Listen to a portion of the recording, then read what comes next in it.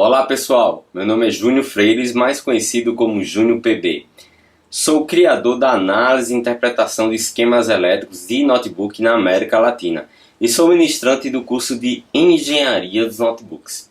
Bom, nessa videoaula de hoje eu vou tentar acabar com o bicho-papão da eletrônica. Isso mesmo.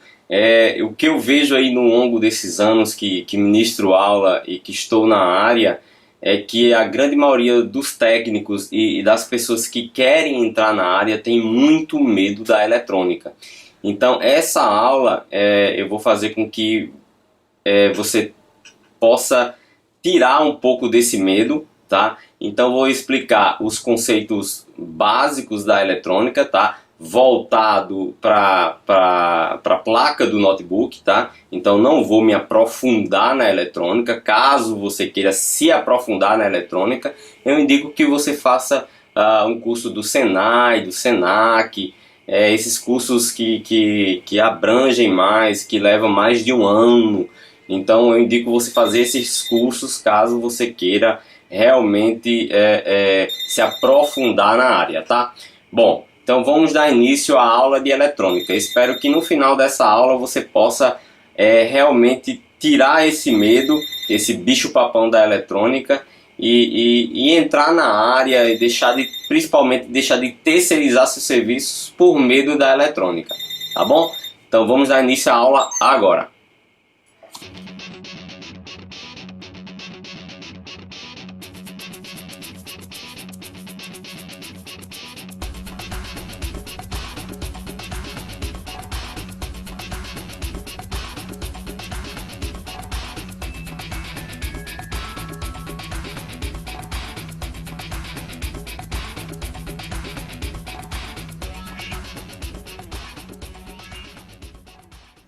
Fala galera, vamos dar início à aula de eletrônica. Então vamos começar falando sobre uma das principais ferramentas da eletrônica, que é o multímetro. Então vamos lá. Bom, então em relação ao multímetro, temos vários tipos de multímetros que encontramos no mercado. Então a primeira coisa é saber encontrar o multímetro que tenha o melhor custo-benefício para o que você quer trabalhar, tá? Então eu vou mostrar aqui para vocês alguns multímetros aqui, que tem desde multímetros mais simples até multímetros um pouco melhores, tá? Então eu vou mostrar aqui para vocês, virar aqui a câmera.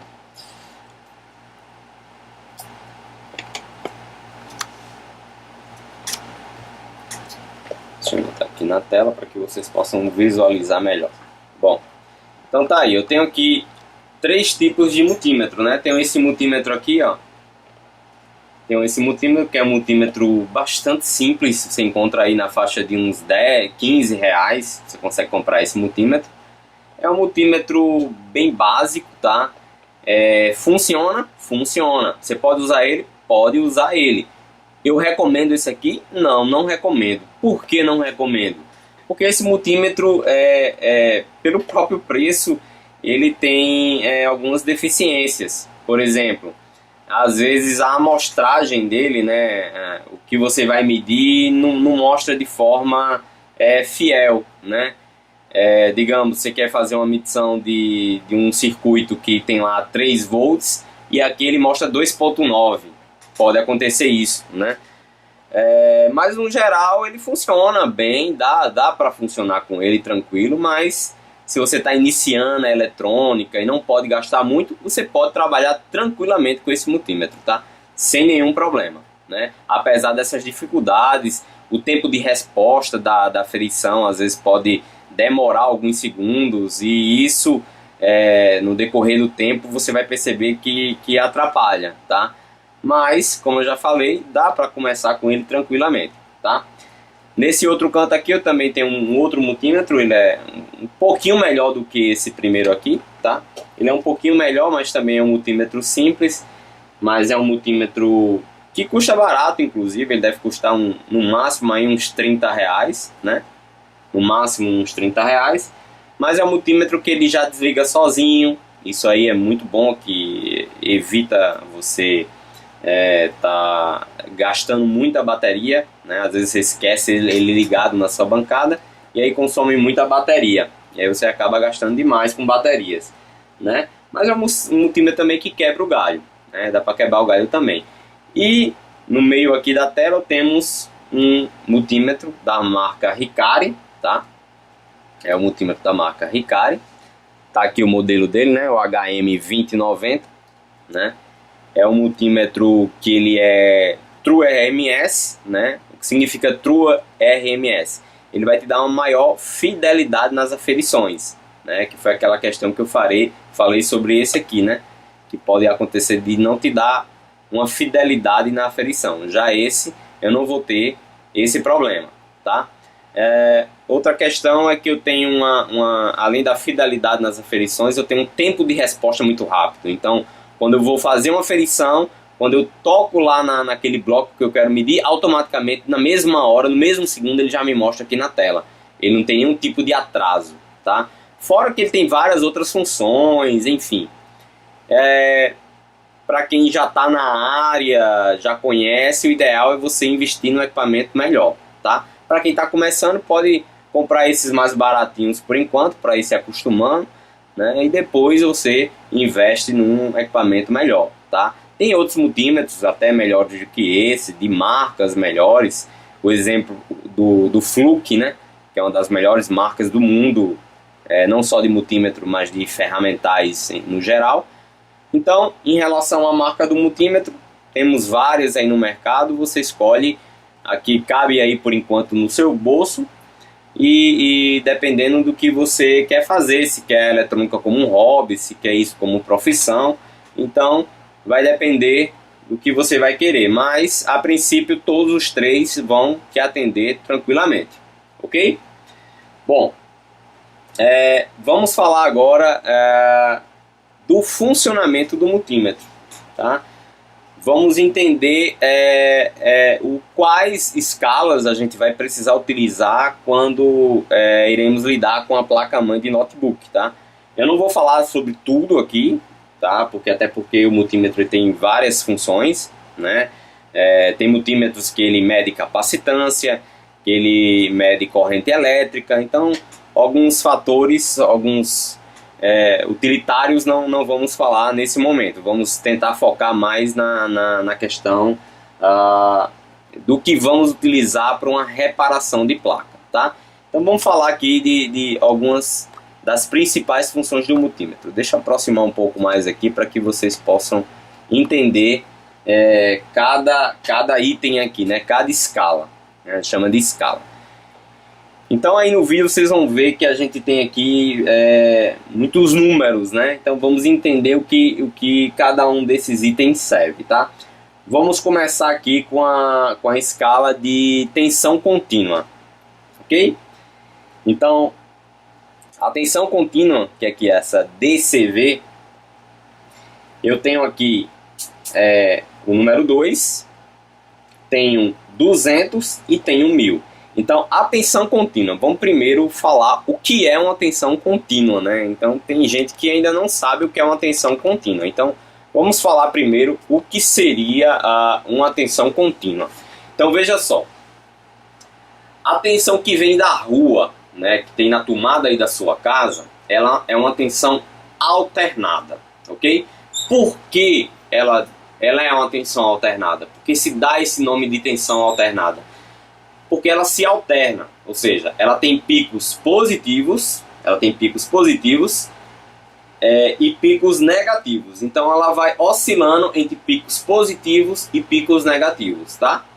Então a sua tomada aí de 110 ou 220 volts, ela tem o pico máximo de 220 volts, ela desce, né, chega em zero e desce lá para menos 220. Então ela dá picos positivos e negativos, tá? Por isso que ela chama de tensão alternada. Então, a tensão que vem da sua tomada, ela é uma tensão alternada.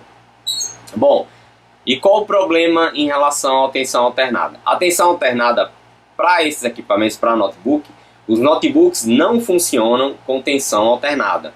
Nem outros equipamentos como televisão, enfim, a grande maioria dos equipamentos funcionam com a tensão contínua, né? Então, no caso do notebook, que é a questão que a gente está falando aqui, eles trabalham com a tensão contínua. Então, veja só, se eu tenho a tomada com a tensão alternada, né, que tem picos positivos e negativos, ela se alterna, eu preciso entregar para o notebook uma tensão contínua, né? Eu tenho uma alternada da rua e preciso entregar uma tensão contínua. Então, como é que eu vou fazer isso? A fonte do notebook. Então, para que serve a fonte do notebook? Justamente para transformar essa tensão alternada, né, que se alterna, para uma tensão contínua, uma tensão limpa, reta, né? Por isso chama de contínua. Ela é contínua, ela não tem picos de tensão como tem uma tensão alternada, tá? Então, essa é a função da fonte de alimentação do notebook, tá? Numa televisão, por exemplo, que você liga a energia direto nela, lá dentro da televisão tem uma fonte dessa, né, interna, que vai transformar essa tensão alternada em contínua para entregar para a placa-mãe da televisão. E é assim que funciona em todos os aparelhos, tá? Então, entendendo a questão da alternada e da contínua, vamos voltar para o multímetro, né? Vamos lá, vamos voltar para a tensão contínua que eu estava mostrando para vocês. Então, se eu quiser medir uma tensão contínua, tá, que não é a tensão da sua tomada, eu tenho que colocar na escala de tensão contínua. Então, eu vou voltar aqui.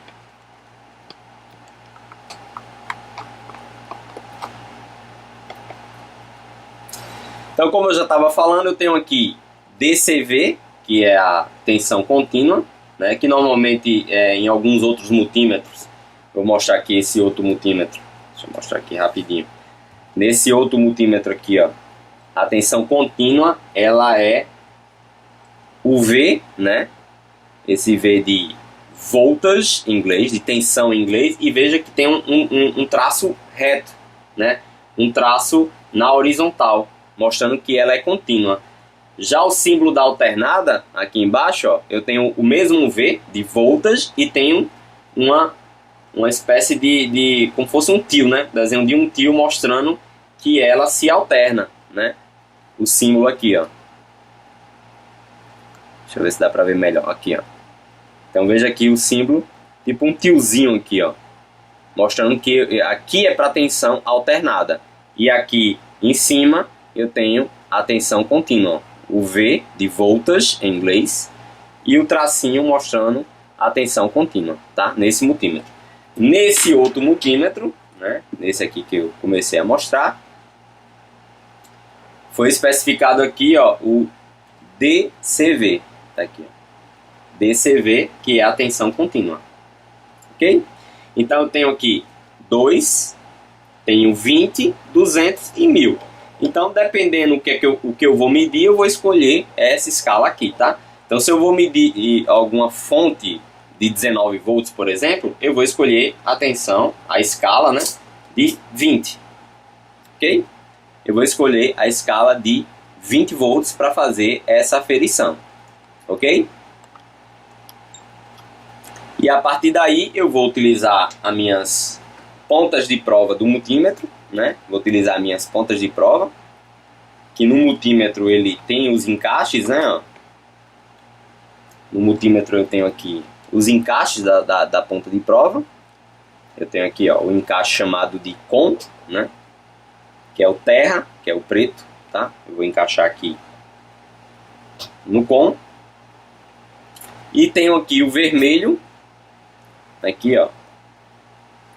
O vermelho que, nesse multímetro aqui, ele já fala, ó. O vermelho ele vai medir tanto a tensão, o Vzinho aqui de voltage, aqui, ó.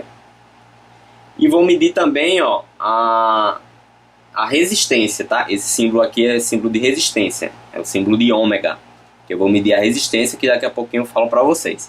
Então eu tenho tensão e resistência, então eu vou utilizar aqui a ponta positiva e vou encaixar, caso eu queira medir tensão ou resistência, beleza?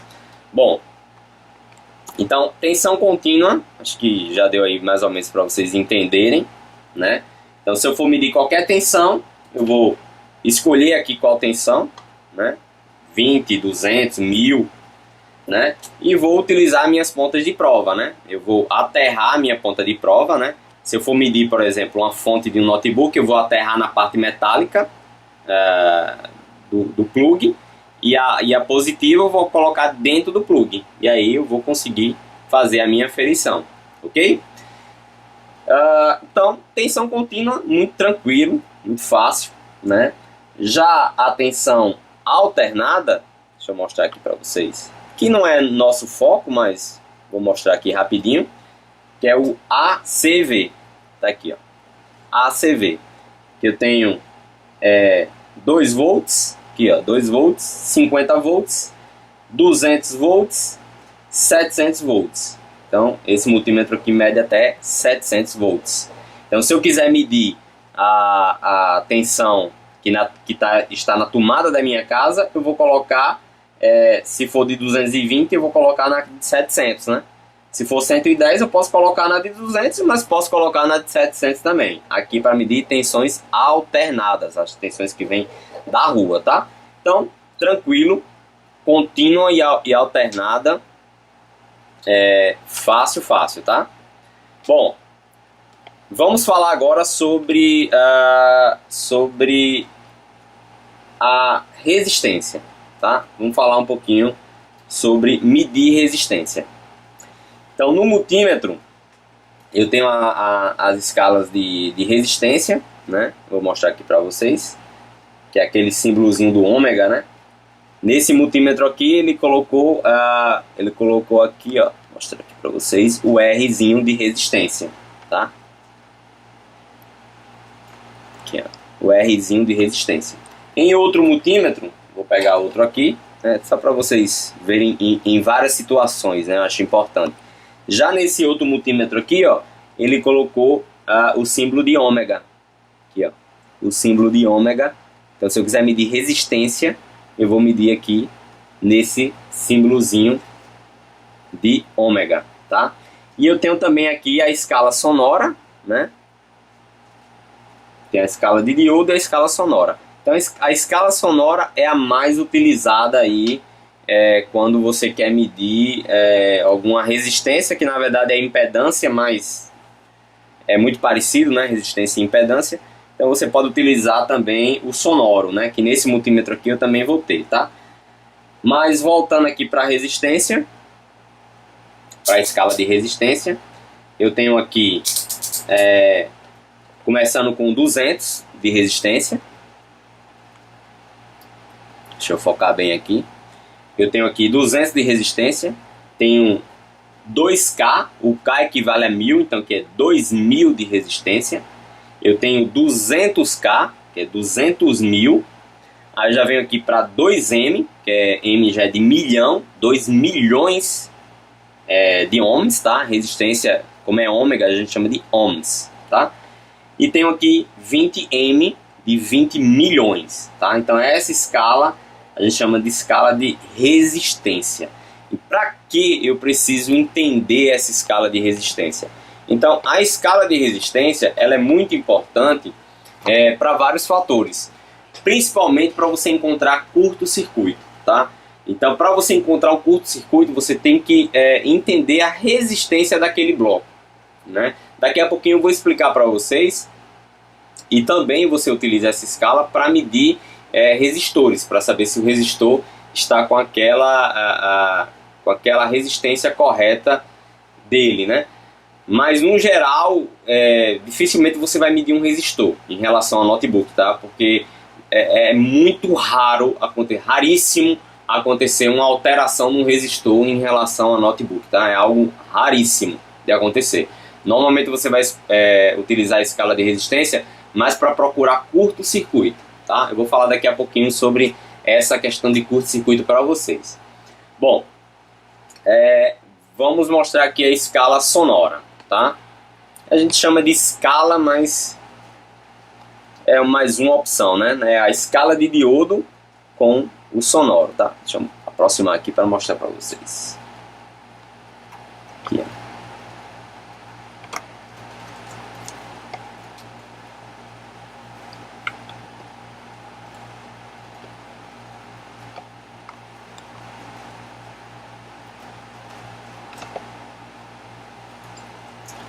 Então tá aqui, ó, tem um símbolozinho de diodo e tenho uma espécie de... Aqui, ó, deixa eu aproximar. Ó, um símbolozinho de sonoro, tá? Então essa escala aqui, né, de diodo e com sonoro, ela é uma escala muito importante. A gente vai utilizar bastante ela. Então no momento que eu coloco nela, vou setar essa escala aqui. Quando eu encosto uma ponta de prova na outra, eu vou ter um aviso sonoro. Ok? Então esse aviso sonoro que está acontecendo aí, esse aviso nada mais é que ele está dizendo que a minha ponta de prova ela tem continuidade uma com a outra. Ou seja, se eu for medir um fio de um lado para o outro, eu vou escutar esse apito aqui, tá? Eu tenho um 0 de resistência. Aqui está mostrando um 0, tá? O grande problema aí em relação à eletrônica que é o seguinte, que é os técnicos, ou aqueles que estão iniciando, ou que aprenderam errado, acham que no momento que ele escuta esse barulho aí, ó, quer dizer que ele encontrou um curto-circuito. Mas não tem nada a ver. Pode ser que sim, pode ser que não. Quando eu for falar de curto-circuito e dos blocos, vocês vão entender melhor, tá? Então essa escala sonora, a escala de continuidade, ó, ela é bastante importante, ok? Quando eu estiver falando sobre os componentes, aí vocês vão entender um pouco melhor o que eu estou falando, tá? Bom, então isso é o básico do básico do básico do multímetro, tá? Quis mostrar aqui apenas o básico, né? Como eu já falei para vocês, eu tenho várias outras funções. Para quem quer realmente se aprofundar, eu indico que você procure uma videoaula falando só sobre o multímetro ou ingresse num curso mais aprofundado, tá? Bom, enfim, agora vamos começar a falar sobre os componentes eletrônicos, tá? Então vamos lá. Bom pessoal, então aqui eu coloquei os principais componentes utilizados numa placa-mãe para que vocês possam entender qual é a função deles na placa, tá? De cada um deles na placa. Vamos começar aqui com os capacitores, né? Tá aqui os capacitores, temos vários tipos de capacitores. Deixa eu ver se eu mostro aqui na imagem para vocês. Temos vários tipos de capacitores. Deixa eu focar bem aqui. Esse é um capacitor eletrolítico. Tá aqui, ó. Ele vai ter uma numeração, né? Aí você vai ver que ele é de 330, né? Capacitância de 330. E ele é de 6.3. A tensão dele, tá? Em V, né? Em voltage. Então ele aguenta até 6.3 volts e ele armazena até 330, tá? Eu vou falar sobre a função do capacitor e vocês vão entender o que é essa questão de armazenamento, né? E de tensão. Bom, então tem vários tipos de capacitores. Daqui a pouquinho eu vou falar sobre cada um deles, tá? Tem vários tipos de capacitores. Desse lado aqui temos os PWM, né? Que também tem uma função muito importante na placa. Ele tem vários terminais, né? Vou virar eles aqui, ó. Ele tem vários terminais ao redor deles, tá? Ele tem uma função muito importante na placa. Você também encontra vários na placa. Temos também aqui os MOSFETs, né? Vou mostrar aqui para vocês os MOSFETs. Tá aqui, ó. Também tem vários tamanhos, tá? A função é a mesma, independente do tamanho dos MOSFETs. Deixa eu mostrar aqui. Ele normalmente tem 8 terminais, né? É um padrão. Tem também de outros terminais, de 3 terminais, mas normalmente o mais utilizado é o de 8 terminais, né? Principalmente para os circuitos de chaveamento. Então tenho aqui os MOSFETs. Tenho também as bobinas, tá? Vou mostrar aqui para vocês, espera aí. Então temos aqui as bobinas, aqui, ó.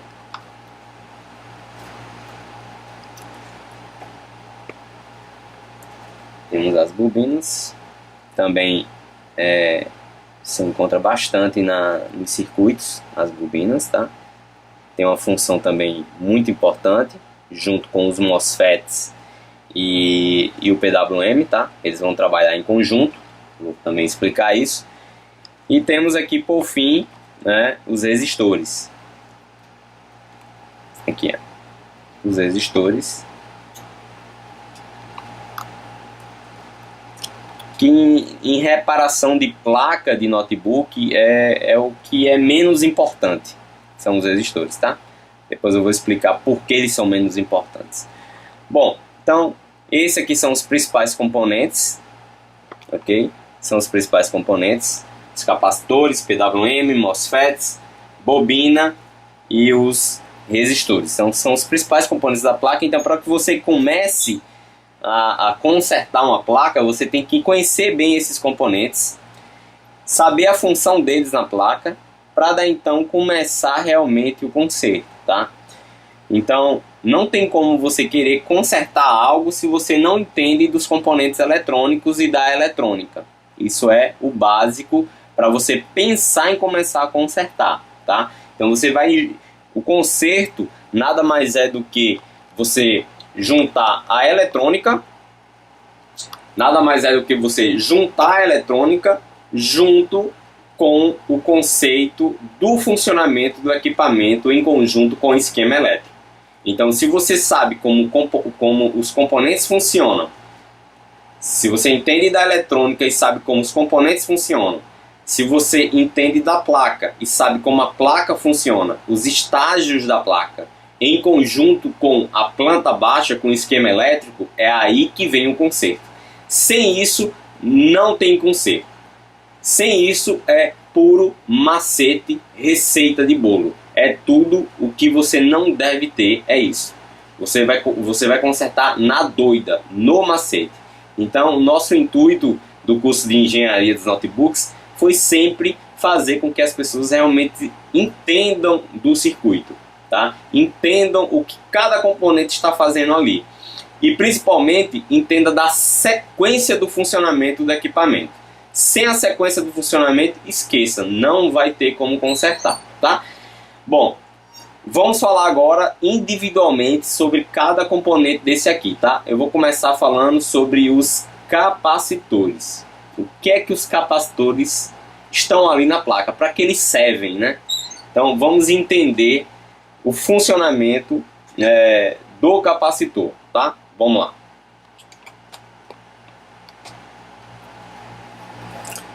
Bom, então vamos começar a falar sobre os capacitores, tá? Para que serve um capacitor? Vamos entender, tá? Então, a primeira coisa quando se trata de capacitor, você tem que entender para que serve um capacitor, ok? Então, o capacitor ele tem uma função básica que é armazenar cargas elétricas, armazenar a tensão, tá? Imagine que o capacitor é uma caixa d'água, tá? Que você enche de água. Então, o capacitor é a mesma coisa. Ele se enche de energia, ok? Então, na placa-mãe de notebook, para que serve um capacitor? O capacitor ele se enche de energia no caso de ruídos na linha, né? Se caso vier um ruído, né? Ele vai tapar aqueles ruídos. Ele está cheio de energia, ele vai pegar aquela energia para ele. Digamos que eu estou com uma linha de 19 volts e tem um capacitor naquela linha de 19 volts. O que é que aquele capacitor vai fazer ali? Ele vai se encher daquela tensão, né? Ele vai se encher de cargas elétricas. Então, se caso aconteça um ruído naquela linha, o que é que o capacitor vai fazer? Vai despejar tensão para tapar aquele ruído. Bastante simples, tá? Vamos entender melhor agora. Bom, então tá aqui o capacitor, os capacitores, né? Eu tenho vários tipos de capacitores, tá? É importante você entender os tipos de capacitores. Esse aqui, como eu já mostrei, é um capacitor eletrolítico, tá? Vou mostrar aqui na câmera. Ele é um capacitor eletrolítico. ele é de 330. Então, o que é esse 330? Esse 330, imagine que é o tamanho da caixa. A gente está usando uma analogia de caixa d'água. Então, imagine que esse 330 é o tamanho da litragem dele. É o quanto ele aguenta armazenar cargas elétricas, tá? A gente chama de 330 microfará, ok? Tem microfará, picofará e nanofará, tá? Vamos nos ater mais ao microfará e ao picofará, que é utilizado nas placas, tá? Principalmente o microfará. Então, esse capacitor aqui ele é de 330 microfará, ok? O microfará ele é maior, o pico já é menor e o nano é menor ainda, tá?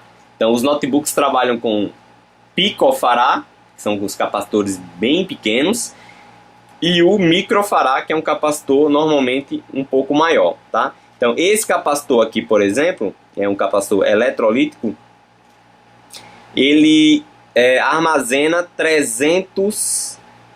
Deixa eu pegar aqui na câmera. Ele armazena 330... Aqui, ó. Não sei se está dando para ver, acho que sim. Ele armazena 330... Aqui, ó. 330 a capacitância dele, microfará, por 6.3 volts. Então, esse capacitor aqui, eu não posso botar numa linha de 19. Por quê? Porque ele vai explodir. Ele só aguenta 6.3 volts. Então, ele vai explodir. Ele não vai aguentar a tensão de 19, porque ele foi projetado para aguentar no máximo 6.3. Então, eu posso botar esse capacitor aonde? Em qualquer linha que seja de 6.3 para baixo, tá? Então, normalmente você vai encontrar esse capacitor aqui nos notebooks na linha de 5 volts e na linha de 3 volts. É bastante comum encontrar esse capacitor aqui na linha de 3 e na linha de 5. Sempre você vai encontrar um capacitor de 6.3 volts, tá? Então, ele se enche com 330 microfará. Eu tenho também esse outro tipo de capacitor, que é um capacitor também eletrolítico. Não sei se dá para pegar aqui na câmera. Deixa eu pegar com a pinça, que talvez fique melhor. Então, tenho aqui, ó, esse capacitor, que também é um capacitor que é utilizado muito nos notebooks, tá? Não sei se vai dar para pegar bem.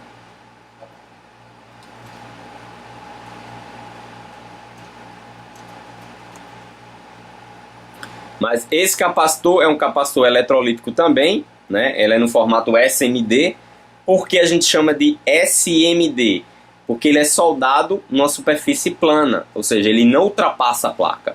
Qualquer componente que não ultrapasse a placa na hora de soldar, ele é considerado SMD, ok? Então é um capacitor eletrolítico SMD. Então, por ser eletrolítico, como esse outro aqui, tá, pessoal? Por ser eletrolítico, como esse outro aqui, ele tem um lado positivo e um lado negativo, tá? Por isso que ele tem essa faixazinha aqui, ó, que indica o lado positivo ou o lado negativo, tá? Então, por isso que ele tem essa faixazinha rosa, ó. E no caso desse outro capacitor, ele também tem uma faixa, que não vai dar para ver aí na câmera, mas ele também tem uma faixa. Então, você não pode ligar de qualquer lado, tá? Você tem que ligar no lado, o lado negativo no lado negativo, o lado positivo com o lado positivo, tá? Ok? Então, esses são os capacitores eletrolíticos que você normalmente vai encontrar junto das fontes chaveadas, né? Das fontes do notebook. Você vai encontrar esses capacitores aqui para filtrar a linha em conjunto com os MOSFETs e o PWM e a bobina, tá? Vou falar isso também daqui a pouquinho. Bom, eu tenho esses outros capacitores menores, tá? Eu vou colocar aqui na mão para conseguir ver que eles são bem pequenos. Que são capacitores também SMD, né? Porque eles não ultrapassam a placa. A gente chama de capacitores de cerâmica, que são os capacitores mais utilizados nas placas de notebook, que são esses capacitores aqui de cerâmica, tá? Esses capacitores aqui, eles também se enchem de tensão, mesma coisa, tá? Só que esses capacitores aqui, eles não têm polaridade. Você pode botar de qualquer lado. Não importa se botar de um lado, do outro, não importa, tá? Eles não têm, eles são despolarizados, não tem polaridade. Porém, ele tem também a questão da tensão, né? Ele tem a quantidade de tensão que ele aguenta e a capacitância, né? O quanto ele se enche, ok? Então, tomar cuidado com essa questão de capacitância e tensão. Tudo isso você consegue no esquema elétrico, tá? No esquema elétrico você consegue essas informações e no curso a gente explica também como ver essas questões, né? De capacitância e de tensão, ok? Então, acho que deu mais ou menos para entender o capacitor, tá? Então, o capacitor, pessoal, posso até fazer um desenho aqui rapidinho. Aqui, ó. Eu vou fazer aqui uma reta, tá? E digamos que essa reta aqui, ela é uma linha que trabalhe a 19 volts, ok?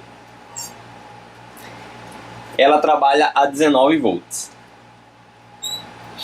Então, se eu coloco um capacitor aqui, ó, digamos que eu coloque um capacitor aqui, ó, digamos que aqui é a linha negativa, tá?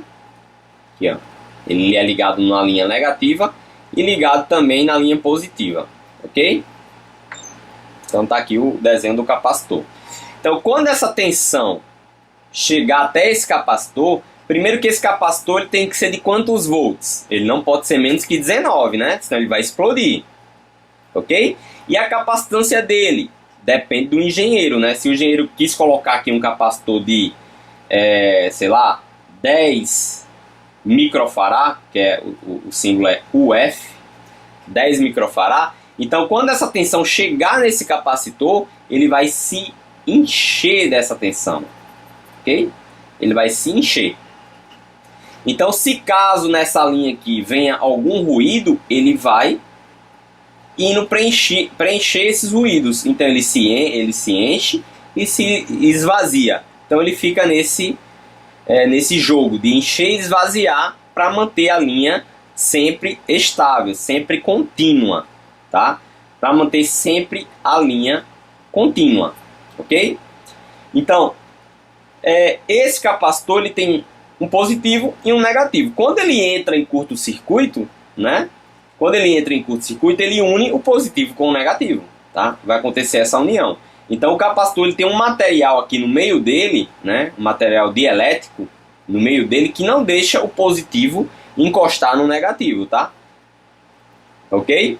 Então, quando ocorre um curto-circuito, é o que? É a união do positivo com o negativo. Então, quando essa união acontece, eu vou ter um curto-circuito, ou seja, a linha de positiva vai encostar na linha negativa. Então, eu vou ter um aumento de elétrons aqui correndo atrás do terra, tá? É uma experiência que você pode fazer na sua casa. Não é recomendado, que você vai levar um choque ou morrer, mas a tomada da sua casa, por exemplo, ela tem o polo positivo e o polo negativo. O polo positivo está cheio de elétrons. E o polo negativo, digamos que é a comida para aqueles elétrons, né? Então, a tomada da sua casa positiva está cheio de elétrons. Os bichinhos, digamos assim, né? Vamos utilizar sempre de analogias para facilitar o entendimento, tá? Então, o positivo da sua tomada está cheio de elétrons, cheio de bichinhos lá, doido com fome, atrás da comida predileta deles. E a comida predileta dos elétrons é o terra. Então, na sua tomada da sua casa, eu tenho um positivo e tenho um negativo. O negativo está cheio de terra, cheio de comida. E o positivo cheio de elétrons, querendo aquela comida. Então, se você pega um garfo e encosta o positivo no negativo, você está fazendo o quê? Está fazendo com que os elétrons do positivo vão atrás da comida dele, né? Então, vai gerar uma corrente elétrica. Então, você vai levar um choque. Porque os elétrons vão correr pelo seu corpo até chegar na comida, né? No terra. E aí vai provocar um choque. Você vai levar um baita de um choque. É assim que acontece na nossa energia. Então, quando acontece um curto-circuito na placa, o positivo do capacitor, por exemplo, se uniu com o negativo. Aconteceu um curto-circuito. E aí a placa fica em curto-circuito. é aí onde a gente vai utilizar a eletrônica, né, para encontrar esse curto-circuito, ok? Então, voltando para o capacitor, eu tenho, não esquecer que eu tenho a tensão do capacitor e a capacitância dele. Perceba que nas placas dos notebooks, 99,9% dos capacitores são ligados ao terra. Todos os capacitores ligados ao terra são capacitores de filtro. Estão ali para filtrar. Então, se vem algum ruído, ele está se enchendo daquela tensão, né, de cargas elétricas e vai dar para o circuito para que o circuito supra aquele ruído. Então, basicamente é isso. O que é que um capacitor faz numa placa? Tira ruído só. Então, se você encontra um capacitor bem pequenininho em curto-circuito, você simplesmente pode eliminá-lo. E você não precisa nem colocar outro no lugar. Como assim? Eu não preciso colocar outro? Não. Dependendo da capacitância dele, você pode até eliminar ele, deixar sem ele, que a placa vai funcionar normalmente. O ideal é você fazer a reposição. Mas se você quiser não repor, pode deixar até sem. Se a capacitância dele for pouca, lembre-se que numa placa tem milhares de capacitores. Não é um capacitor com a capacitância de picofarad, que é quase nada, é que vai fazer uma diferença numa placa. Normalmente não faz diferença. Claro que depende muito da placa, né? Eu estou falando de placa de notebook. Se eu vou para uma placa de um MacBook, por exemplo, ou de um equipamento que está mais suscetível a não deixar margem, né? O ideal é você repor mesmo, ok? Sempre o ideal é repor, mas na prática não necessariamente você precisa repor, depende muito da capacitância daquele capacitor, tá? Então, em resumo, para que serve um capacitor? Para armazenar cargas elétricas, para tirar ruídos da placa, só. É difícil? Não é difícil. Então, se eu medir, por exemplo, a continuidade de um capacitor, se eu pego, vamos para o multímetro agora, para a gente finalizar os capacitores. Então, eu estou aqui com o meu multímetro. Vou pegar aqui. Então, eu vou aqui na escala de continuidade, tá? Deixa eu colocar aqui. Na escala sonora, né? Ó. Então, se eu pego um capacitor desse aqui, ó. Vamos pegar um capacitor desse aqui. Vou pegar esse outro aqui.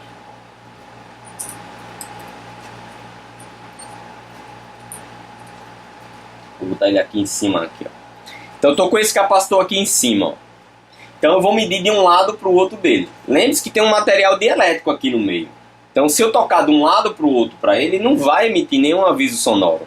Porque eu não tenho uma continuidade entre o positivo e o negativo. Se eu tivesse continuidade, ele seria um fio. Então, ele não é um fio. Ele tem um material que separa o positivo do negativo. Então, se eu toco de um lado para o outro nele, se caso emita um aviso aqui sonoro, ele está em curto-circuito, tá? Esse capacitor. Então, vamos lá. Toquei de um lado para o outro, veja que eu não tenho. Você está pegando aqui na câmera. Deixa eu tentar mostrar melhor. Aqui, ó. Toquei de um lado para o outro dele. Não vai ter nenhum aviso sonoro. Ó. Se eu tocar no multímetro, ó, eu tenho um aviso sonoro. Mas se eu tocar no capacitor de um lado para o outro, eu não vou ter nenhum aviso sonoro. Então esse capacitor ele tá bom. Ok? Pelo menos ele não está em curto, né? Eu não sei se ele está com alteração de capacitância, porque também existe essa questão, né? Digamos que ele é de 330 microfarad e ele esteja com a capacitância reduzida. Em vez de 330, está com 100. Tá? Isso é muito difícil de acontecer em notebook, tá? Acontece muito em alguns notebooks na linha do processador, né? Que eu tenho uma deficiência de capacitância, né? De filtro, porque eles são filtros, os capacitores são filtros. Então, se eu tiro um capacitor desse aqui, que ele tem um grande poder de filtro, a linha vai fazer o quê? Vai gerar ruído na linha. E se gerar ruído na linha, o que é que vai acontecer? A placa não vai funcionar. Aquele bloco não vai funcionar com ruído, tá? Por isso que eu tenho capacitores, para tirar os ruídos das linhas, ok? Então veja que o capacitor de um lado para o outro, ele não tem nenhum aviso sonoro. Vou pegar outro aqui, um cerâmico, um bem pequenininho. Você está dando para ver aqui, ó, que ele é muito pequenininho. Vou aproximar mais um pouco. Ali, ó, ele ali. Então, se eu tocar do lado para o outro dele e ele emitir um aviso sonoro, porque ele está em curto. Peraí. Toquei de um lado para o outro nele, não emitiu nenhum aviso sonoro. Então, esse capacitor ele não está em curto. Deixa eu ver se algum desses está em curto. Todos esses capacitores aqui que eu tenho aqui, eles estão em boas condições. Ok? Então, para testar um capacitor, mede de um lado para o outro dele, tá? Só que na placa, você não vai precisar fazer esse tipo de aferição na placa. Você não vai precisar disso, tá? Eu explico no curso. Você não vai precisar medir os capacitores para saber se eles estão em curto. Não é assim que funciona, porque você vai descobrir o curto na linha. Ou seja, a linha tem milhares de capacitores. Então você não... todo mundo que está na linha vai ficar em curto. Um só estando em curto, toda a linha vai mostrar que está em curto. Então você tem 1 milhão de capacitores naquela linha. Como é que você vai descobrir qual é aquele capacitor? Qual é aquele componente que está em curto? Você vai utilizar a fonte assimétrica, que é aquela ferramentazinha ali, ó, que está lá. Ó, essa é a fonte assimétrica. Então, através da fonte assimétrica, que você vai encontrar o componente que está em curto-circuito. Você acha o curto com o multímetro, né, em conjunto com a tabela de resistências, tá? Porque o que é mais importante é você saber a resistência de cada bloco. Se você não tem essa informação, você nunca vai saber onde é que tem um curto. Porque eu vou dar só um exemplo. Na fonte do processador, do bloco do processador de uma placa de notebook, a resistência lá é muito baixa, né? A resistência lá é cerca de 10 ohms ou até menos, 5 ohms, 3 ohms. É uma resistência muito baixa. E o multímetro, né, voltando para o multímetro, ele apita, esse aviso sonoro, né, na escala do aviso sonoro, ele apita quando eu tenho 50 ohms para baixo. Ou seja, se eu medir um bloco que funciona normalmente com 30 ohms e eu for medir lá se a resistência daquele bloco, vai emitir o sonoro e você vai achar que tem curto. Tem curto? Não. Porque depende da resistência do bloco. Você precisa entender qual a resistência de cada bloco. Então no notebook eu tenho o bloco do primário, que são as tensões primárias, de 3 e 5 volts. Eu tenho o bloco da memória, que é 1.5, se for DDR3, 1.8, se for DDR2, 1.35, se for DDR3 PC3L. Eu tenho o bloco do chipset, que é 1.05, tem o bloco do processador. Então, cada bloco desse trabalha com uma resistência aproximada. Então, o bloco do processador, como tem uma corrente muito elevada, a corrente ali do bloco do processador gira em torno de 50 amperes. É uma corrente altíssima. Então, quanto mais corrente gira em torno daquele bloco, eu tenho uma resistência menor daquele bloco, tá? Isso é a lei de Ohm. Pesquise que você vai entender. Quanto maior a resistência, quanto maior a corrente elétrica, menor a resistência. Ok? Então, no bloco do processador, se eu for medir uma placa de notebook no bloco do processador na escala sonora, vai apitar. Todos eles vão apitar. Quer dizer que todas as placas estão em curto? Nada a ver. Você tem que conhecer os blocos do notebook e a resistência de cada bloco. É isso que a gente dá no nosso curso, né? A gente mostra cada bloco e a resistência normal de cada bloco. Para então você saber quando é realmente um curto-circuito. Não pode dizer que quando tem um apito no multímetro tem um curto-circuito. Isso é o principal problema dos técnicos. Ele acha que o apito indica curto. Não, o apito indica que existe uma resistência, uma impedância abaixo de 50. Tá? Se der 0,000, que é zero total, continuidade total, zero de resistência, aí sim você pode considerar um curto, né? Agora, se der 10 de resistência, vai continuar apitando. Mas tem curto? Não sei. Depende do bloco que eu estou atuando. Por isso que você tem que saber quais são as resistências de cada bloco. Senão você vai ficar perdido. Você vai ficar achando que tem curto em todo canto. E vai ficar injetando a esmo, né, na doida, a fonte assimétrica. Isso vai causar prejuízos. E o falso positivo. É quando não tem curto e você acha que tem, né? Isso eu explico também no curso, tá? Bom, então finalizamos aqui os capacitores. Vamos agora falar sobre sobre os MOSFETs, tá? Vamos lá. Bom, vamos falar agora sobre os MOSFETs, tá? Qual é a função dos MOSFETs na placa do notebook, tá? Bom, os MOSFETs normalmente eles têm 8 terminais, né? Eles são conhecidos como SOIC 8. SOIC 8, tá? Então, a função dos MOSFETs no notebook é o seguinte. Basicamente, eu tenho duas funções para eles, tá? Quando se fala de MOSFETs em relação à entrada do notebook, né? A entrada de tensão, né? Quando a gente fala de MOSFETs, deixa eu mostrar aqui o MOSFET. Vou tentar aqui mostrar na mão que acho que dá pra ver melhor. Aqui. Tem 8 terminais, como eu já falei. Aqui, ó.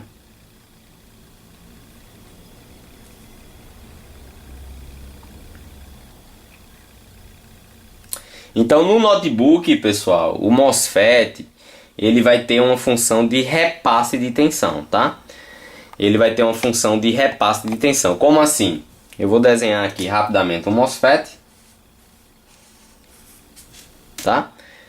Ele tem 8 terminais.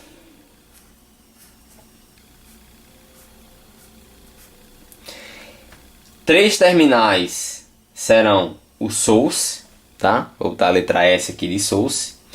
Um terminal será o gate, que é o portão. E os outros 4 terminais serão o dreno, tá? Os drenos.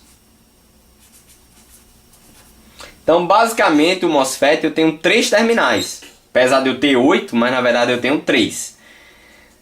Só 3, né? Porque esses 3 terminais são colados, chamados de source. Um outro terminal separado é o portão. E o outro terminal, que são 4 terminais interligados, é chamado de drenos. Então, qual é a função do MOSFET? O que ele recebe aqui, né, no source ou no dreno, ele passa para o outro lado. Olha que coisa difícil. Ou seja, se eu tenho 19 volts aqui, ó. 19 volts aqui, tem que passar para o outro lado, os 19 volts.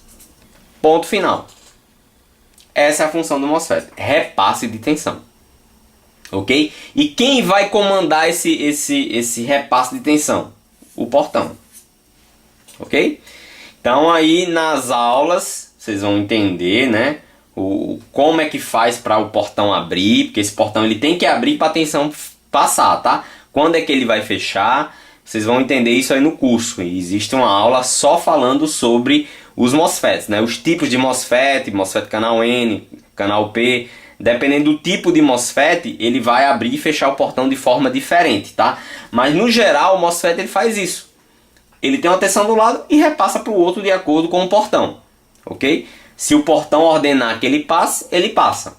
Isso aqui eu estou falando do MOSFET de entrada, tá? A gente chama de MOSFET de entrada. É aquele MOSFET que está no início. Após a entrada de tensão, eu sempre vou ter um MOSFET de entrada numa placa de notebook, tá?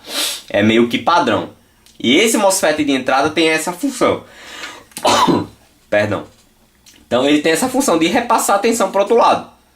Só que muitas vezes ele não passa a tensão para o outro lado. Por que ele não passa a tensão para o outro lado? Para proteger a placa. Digamos que desse lado aqui, ó, que é o lado do source, eu tenho um curto. Eu tenho um curto-circuito aqui desse lado do source. Digamos que nessa linha aqui, ó, eu tenho um capacitor. Vamos desenhar aqui um capacitor ligado ao terra aqui, ligado à linha positiva, a linha 19 volts, por exemplo. E esse capacitor entrou em curto com terra. Ou seja, se essa tensão aqui repassar para o outro lado desse MOSFET, se ele repassar para o outro lado, o que é que vai acontecer? Vai explodir esse componente, porque aqui vai ter... Quem é que vai chegar aqui nesse capacitor? Os elétrons morrendo de fome querendo terra. Imagine milhares de elétrons correndo atrás dessa comida. Vai explodir. O componente não vai aguentar. Pode fazer até um buraco nas trilhas, né? Na placa.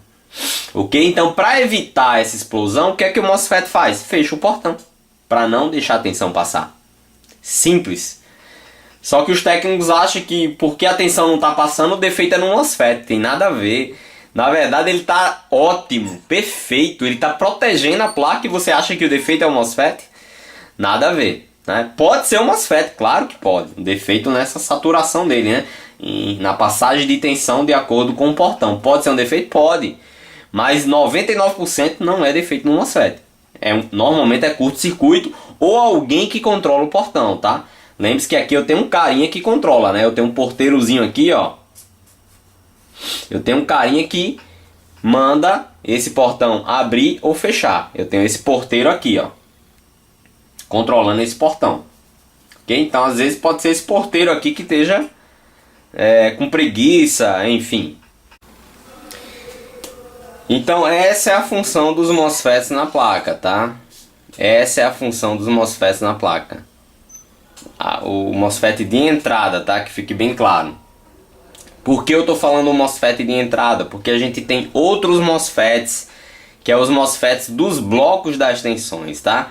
Esses MOSFETs, eles vão repassar, mas vão acontecer uma queda de tensão, né? Vai acontecer uma regulagem de tensão, tá?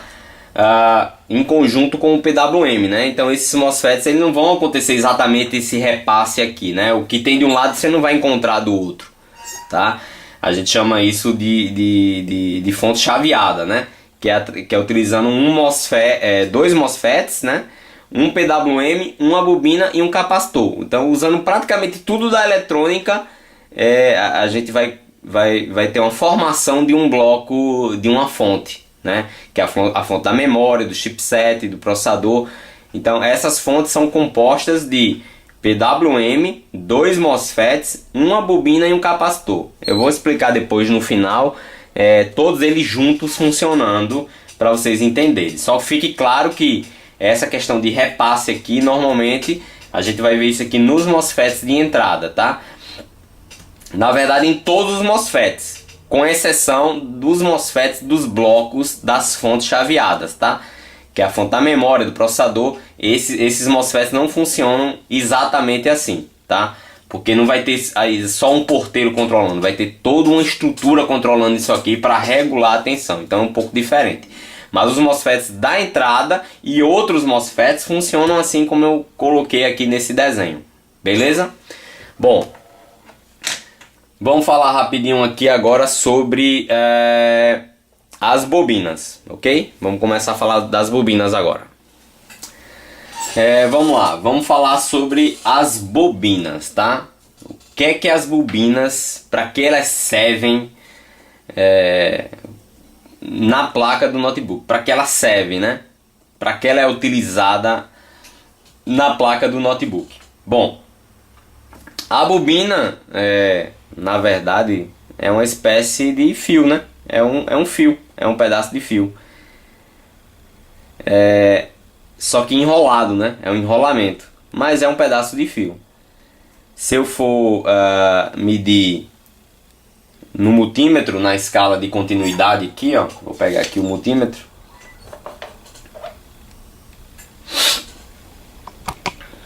E vou colocar aqui na escala de continuidade, aqui, ó. E vou tocar aqui de um lado para o outro, ela vai emitir o sonoro. Aqui, ó. Tá dando um 0, ó. Mostrando que aqui é um pedaço de fio, que eu acabei de falar. Então a bobina é um pedaço de fio. Então pra que, né? Pra que diacho se utiliza uma bobina num circuito, né? Pra que eu vou usar uma bobina no circuito? Se ela é um pedaço de fio, eu não podia simplesmente botar um pedaço de fio? Teoricamente até poderia, né? Mas na eletrônica a bobina ela tem uma coisa mágica, digamos assim, né?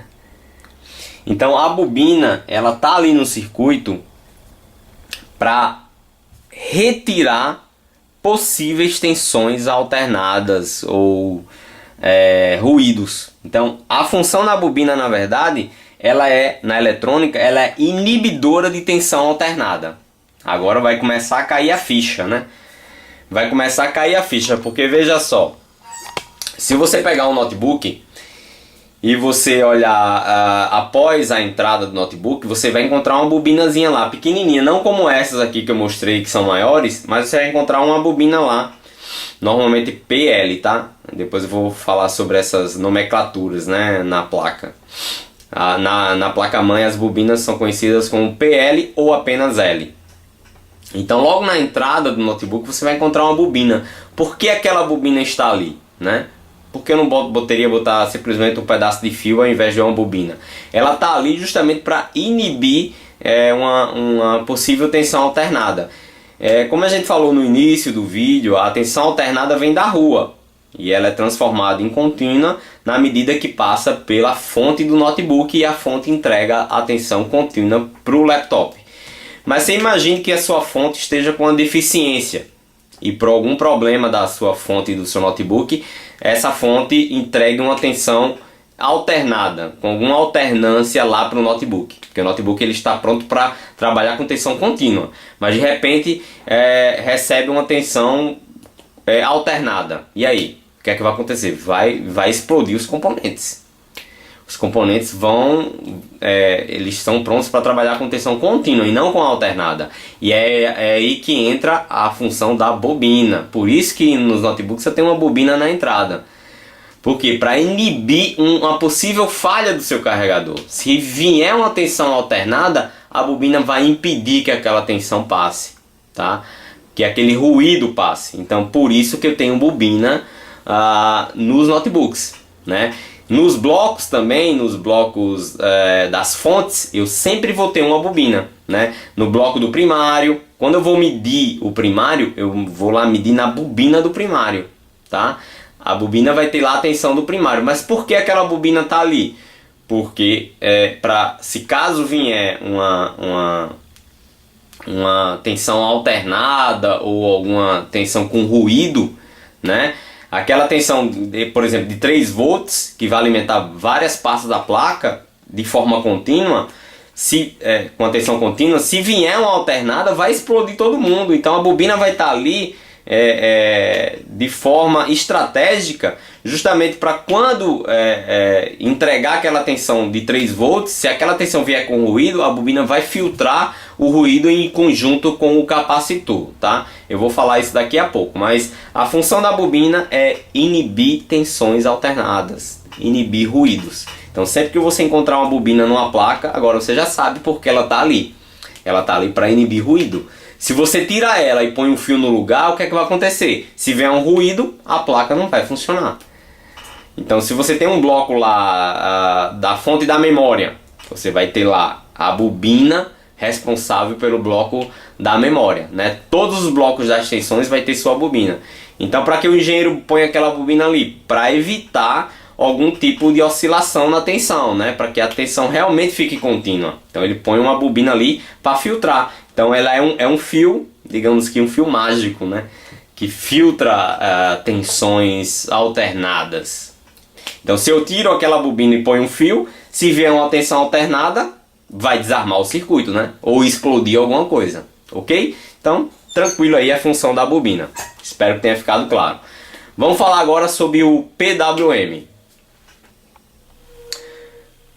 Bom, vamos falar agora sobre o PWM, tá? Vou pegar aqui e colocar na mão para que possa ver melhor.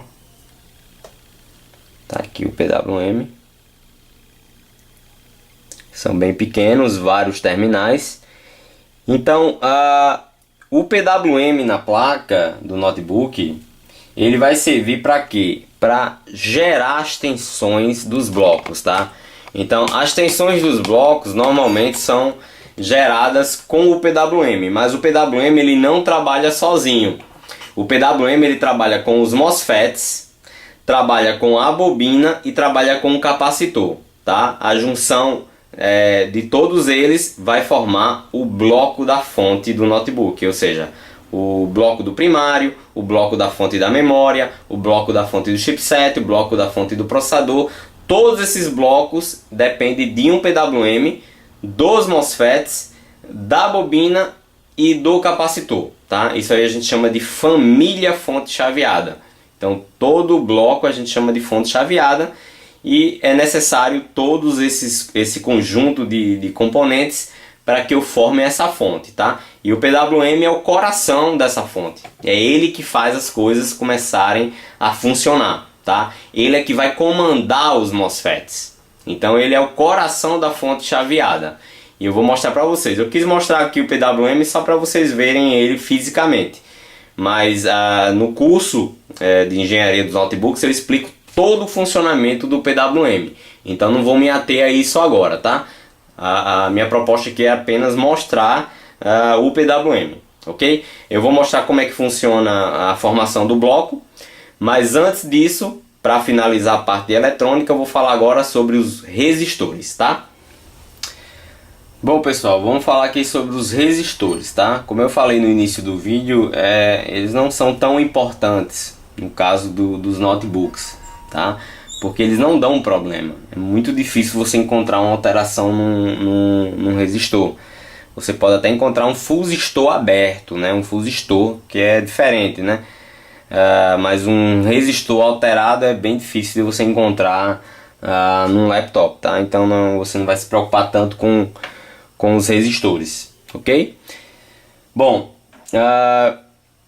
no notebook, a única coisa que eu vou deixar claro aqui é que normalmente um resistor, qual é a função do resistor? Como já diz, resistir, né? Na nossa cabeça a gente pensa o seguinte: se eu tenho um resistor ali, ele vai resistir, ele vai diminuir a tensão, né? Porque essa é a função do resistor, né? Resistir aquela corrente elétrica para ter uma queda de tensão. É o que normalmente a gente pensaria, né? Mas no caso, em se tratando de resistores, em específico nos laptops, nos notebooks, para acontecer uma queda de tensão, eu não preciso de um resistor, eu preciso de dois resistores, tá? Então isso a gente fala no curso, né, sobre o caso de divisor de tensão, né? Quando eu tenho dois resistores ligados em série, né, ligados um ao outro, aí sim eu vou ter uma queda de tensão. Então dificilmente você vai pegar um esquema elétrico de um notebook e você vai encontrar um resistor ali, sozinho. Não tem, é muito difícil. A não ser que seja um resistor separador, tá? Que na verdade na eletrônica a gente chama de resistor de pull-up, né? Mas eu chamo ele no meu curso de resistor separador. Então é importante você entender essa função do resistor, né? O resistor separador e a divisão de tensão, tá? Então, como eu já falei, você não vai se preocupar muito com isso em relação à eletrônica. Mas em relação ao notebook em si, você tem que entender realmente a função, principalmente do resistor separador, né? Para que você consiga entender o bloco. Então a gente fala muito bem disso no curso, né? Que é o resistor separador ou de pull-up. E fala também da divisão de tensão, ok? São basicamente as funções do resistor. Mas, como eu falei, não é algo de outro mundo, não é algo tão importante assim. Mas é importante sim essas questões do uso dos resistores nos notebooks, tá? Mas se você está iniciando agora, por enquanto, com as informações que eu já passei, já dá para você já ir destrinchando essa parte da eletrônica. Então, por enquanto, não se preocupe com resistores, tá? Por enquanto, não. E tem muito material aí de resistores que você encontra na internet. Mas nos laptops a gente vai estudar o resistor com a função de pull-up e o resistor com função de divisão de tensão. São as duas funções que a gente precisa entender nos laptops, ok? Agora eu vou falar um pouquinho sobre a fonte chaveada para a gente poder, enfim, encerrar essa aula, tá? Vamos lá. Bom, agora vamos utilizar tudo, praticamente tudo que a gente viu do início da aula até agora, né? Para formar a fonte do notebook, tá? Para formar a fonte chaveada do notebook. Então, para formar a fonte chaveada, eu vou ter aqui o PWM, tá aqui o PWM. Eu vou ter um MOSFET e outro aqui embaixo, tá? Eu vou ter a bobina e vou ter o capacitor. Então, praticamente todos os componentes que a gente falou vão estar aqui inseridos nessa fonte, tá? Para fazer essa fonte funcionar, ok? Então, vamos entender aqui rapidinho. Então, eu tenho aqui um MOSFET, né? Que ele vai receber 19 volts. Então, todo MOSFET de fonte chaveada, a gente chama de MOSFET de alta. Ele recebe os 19 volts, tá? Que é esses 19 que vai se transformar nesses 3 volts aqui, ó. Ok? Graças a esses 19 que eu vou transformar de 3. Aqui eu estou dando um exemplo de uma fonte chaveada de 3 volts, tá? Que é comum no notebook, né? Que é a fonte primária. Então veja só, eu tenho aqui dois MOSFETs que eles têm os seus porteiros, né? Os seus gates aqui, ó. Os seus portões que vão ser controlados pelo PWM, tá? Então essa tensão aqui de 19 volts, né? O que é que vai acontecer com ela? Ela vai descer para cá. Esses 19 vai descer para cá. Ok? Esses 19 volts vai descer para cá. Só que essa tensão aqui, esse bloco aqui é de 3. Eu não posso deixar esses 19 aqui. Senão vai explodir meu bloco. Tá? Até porque se eu vou colocar aqui esse capacitor, ele é de 330 microfarad por 6.3 volts. Então se eu colocar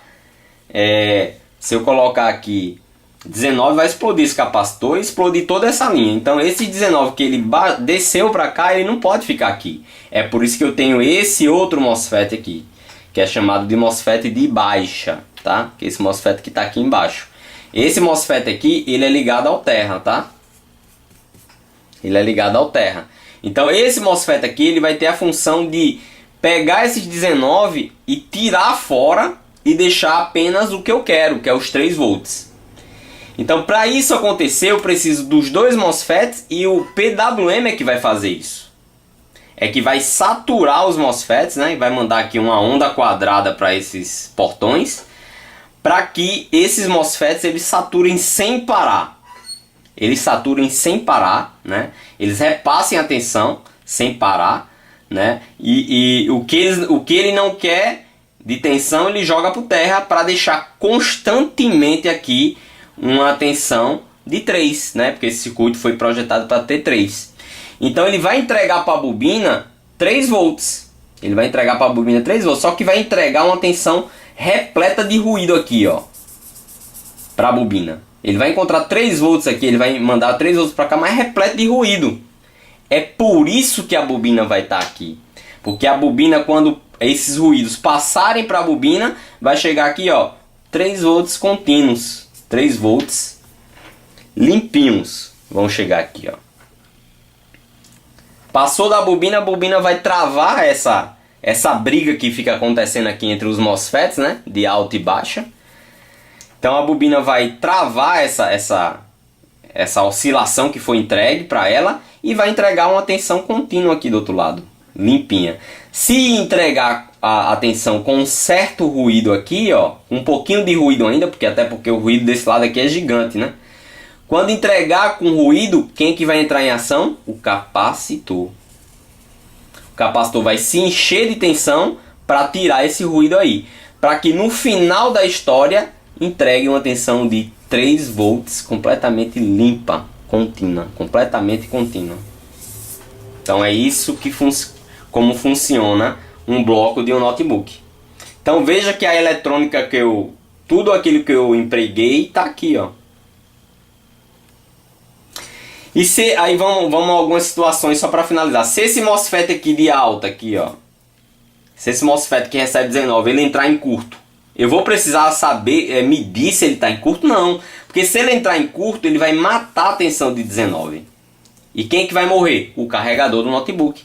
Se você liga o carregador do notebook e o carregador desarma, é porque tem alguém na linha de 19 em curto. E aí o que é que eu faço? Fonte assimétrica, né? Lembrando que lá no começo eu tenho um MOSFET de entrada. Lá no começo do laptop, ó, eu tenho um MOSFET de entrada que recebe os 19 volts aqui, ó, os 19 lá da entrada, e repassa os 19 para o outro lado.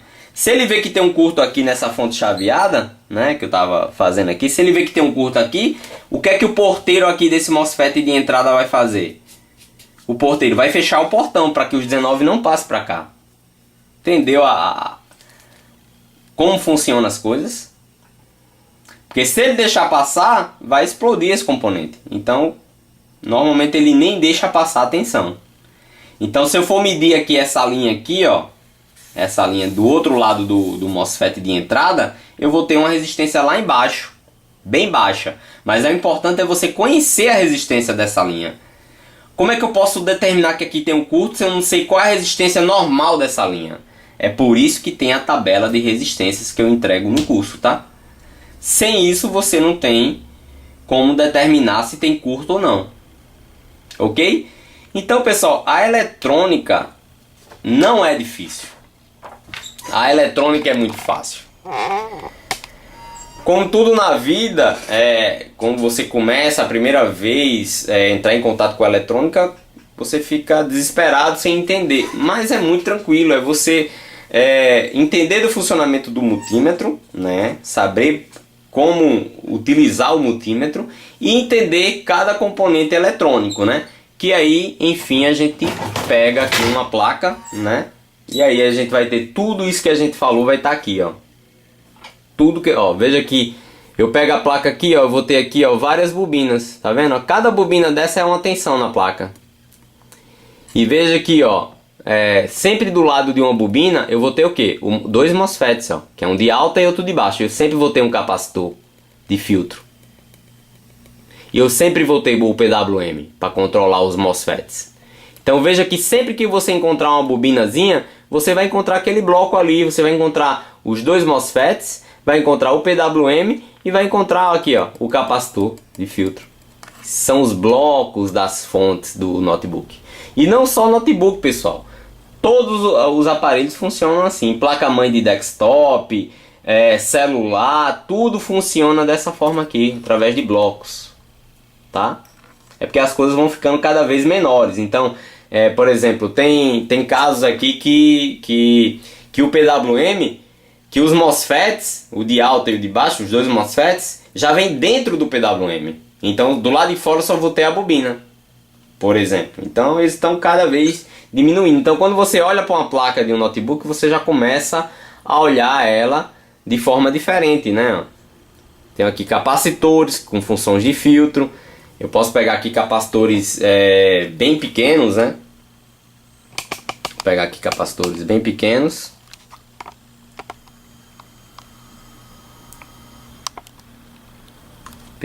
Pegar exemplo aqui, ó, de esses capacitores aqui, ó, bem pequenos, ó.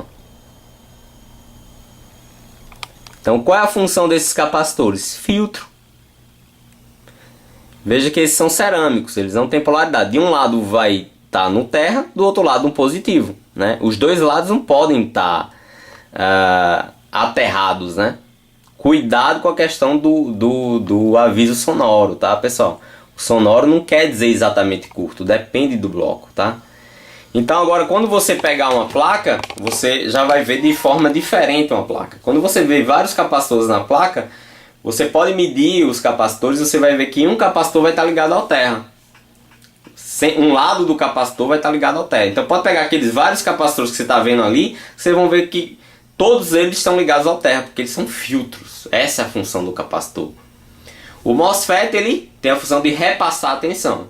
No caso, se for de uma fonte chaveada, ele tem a função de regular a tensão. Já muda um pouco, tá? E a bobina, vocês já sabem, né? A bobina vai inibir tensões alternadas ou ruídos, né? Em conjunto com o capacitor também, tá? Então, a eletrônica não é tão difícil assim. Tá bom, pessoal? Espero que eu tenha ajudado vocês a entender essa questão da eletrônica, tenha tirado aquele bicho papão da eletrônica, que essa foi a minha função aqui. Espero que eu tenha conseguido, tá? E é isso aí. Eu encontro vocês no curso de Engenharias Notebooks, no qual vocês vão entender não só a eletrônica, mas o funcionamento do equipamento sob o ponto de vista da planta baixa, do esquema elétrico, tá bom? Então, forte abraço a todos, curtam aí esse vídeo, tá? Se inscrevam no nosso canal e estou à disposição. Forte abraço e até breve.